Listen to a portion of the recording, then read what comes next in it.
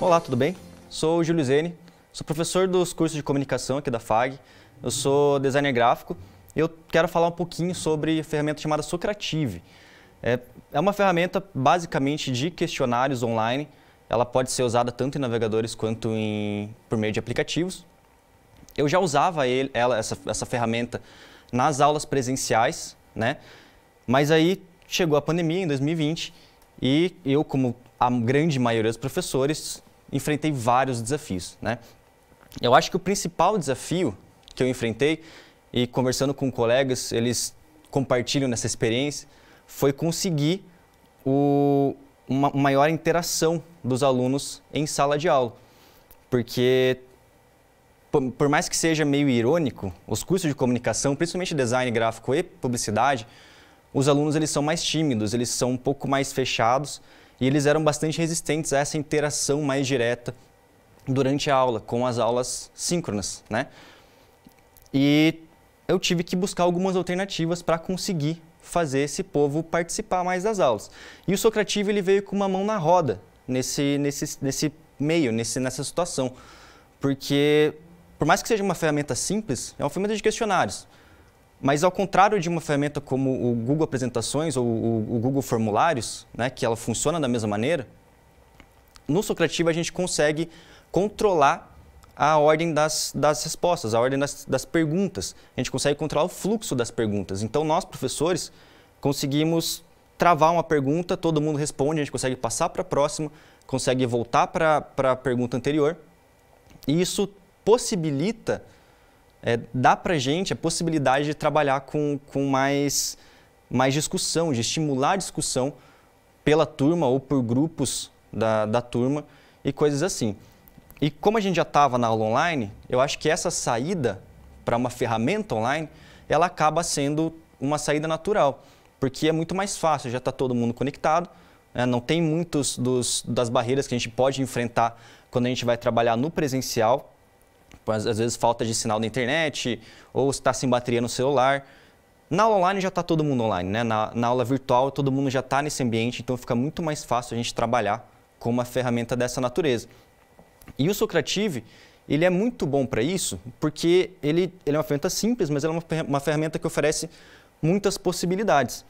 Então, nesse trabalho com a aula online, uma das coisas que eu fiz, que eu já fazia no presencial, que eu adaptei para funcionar na aula virtual, foi trabalhar com uma metodologia ou metodologias como o Peer Instruction, né, uma instrução por pares, que é uma metodologia um pouco mais avançada em comparação com uma aula expositiva dialogada, por exemplo, mas que ela ela depende do diálogo entre os alunos, mas o mais importante é um diálogo com os alunos entre si, entre os pares, não é dos alunos com os professores, que é onde a gente tem uma resistência maior.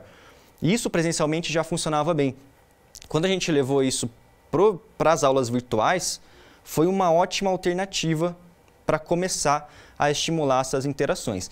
Então, o Socrative ele oferece algumas possibilidades de a gente trazer interação em aula, que foram coisas que eu experimentei.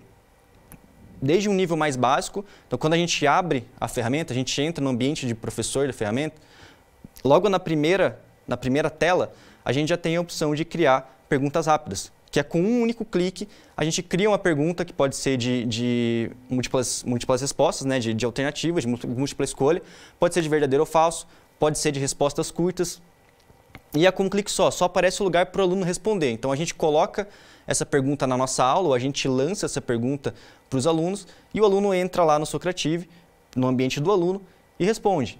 É algo bem direto, né? Mas ele oferece mais controle do que se a gente usar, por exemplo, o chat integrado no Google Meet. Porque a gente tem um controle muito maior, a gente sabe quantos alunos já responderam, a gente consegue ver de maneira muito mais fácil quais foram as respostas dadas.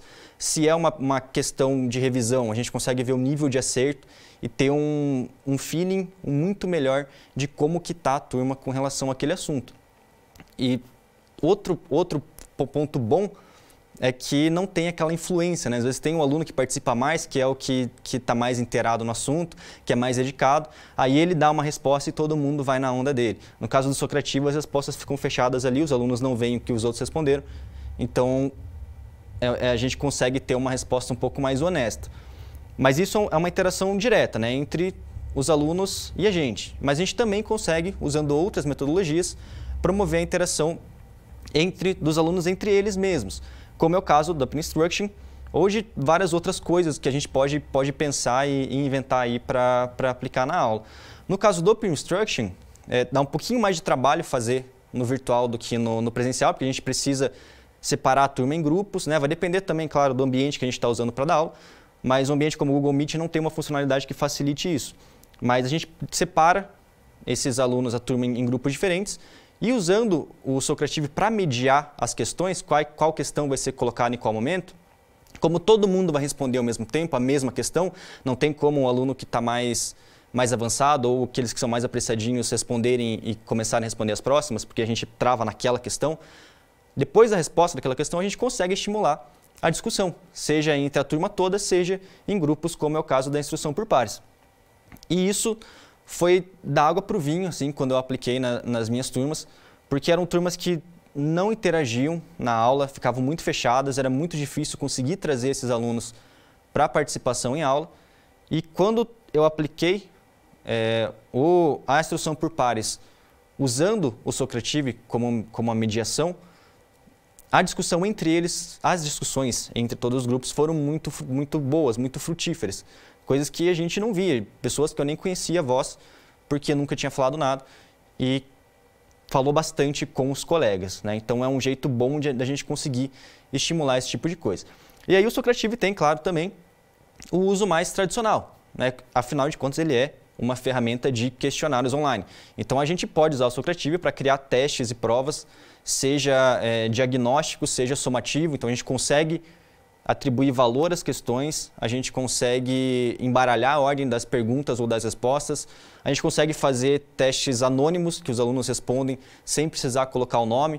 Então, para votação, isso é uma coisa que pode ser interessante, para conseguir feedback e coisas do tipo, ou para testes diagnósticos que o aluno não quer, para o aluno não ter medo de errar na resposta, por medo de perder a nota, então você não sabe quem que vai responder, então ele pode responder o que de fato ele acha que está correto. Então é bastante útil para isso. Eu já uso bastante também em começo de semestre, por exemplo, para ver como que está o nível da turma com relação aos assuntos que vão ser trabalhados. Então é uma ferramenta gratuita, ele tem planos pagos, mas não é necessário usar os planos pagos, eles só são para uso bem mais avançado, com muito mais gente, para ter mais salas que você pode usar e tal. Então funciona muito bem no plano gratuito, é super fácil de usar. Então eu recomendo sem dúvida nenhuma, principalmente se a gente aliar essa ferramenta a outras metodologias, que ela vai viabilizar muito o nosso trabalho, vai ajudar muito a estimular a discussão, estimular a interação e o pensamento ativo durante as aulas, sejam elas aulas virtuais ou aulas presenciais.